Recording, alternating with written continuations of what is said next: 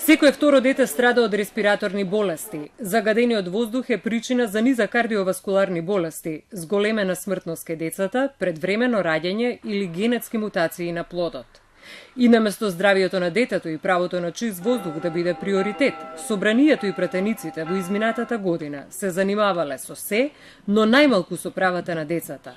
Говорат истражувањата на првата детска амбасада во светот Медјаши во Македонија.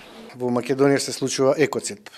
Парламентот како централна власт треба да спроведа закони кои ќе ги унапредуваат правата на децата. Здравието на децата треба да биде приоритет и високите дозволени канцерогени честички PM10 и PM2 на микрограми на метар кубен треба да се намала според европските стандарди во законодавството во Европската унија на дозволени 40.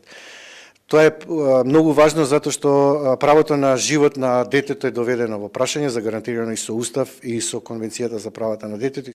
Според Змијанац, пратениците преку парламентарната група за правата на децата, која е формирана пред еден месец, мора да ги актуализираат ваквите прашања. Владата и релевантните сегменти да дадат отчет што се презема за здравието на децата и нивните права. Тоа е нивна должност. Целокупниот општествен контекст, веруваме, и целокупните одлуки кои што треба да ги донесе Собранието на Република Македонија не се во насока за директно да разговараат за правата на децата. Сите одлуки кои што се носат и сите закони кои што се носат индиректно влијаат врз квалитетот на животот на децата во Република Македонија.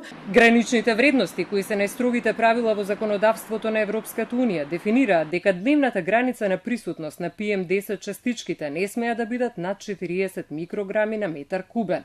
Состојбата во земјава во која се случува 2 дена последователно да е над 75 микрограми на метар кубен е алармантна. Според податоците на Институтот за јавно здравје, годишно во Македонија умираат 1600 луѓе како последица на аерозагадувањето.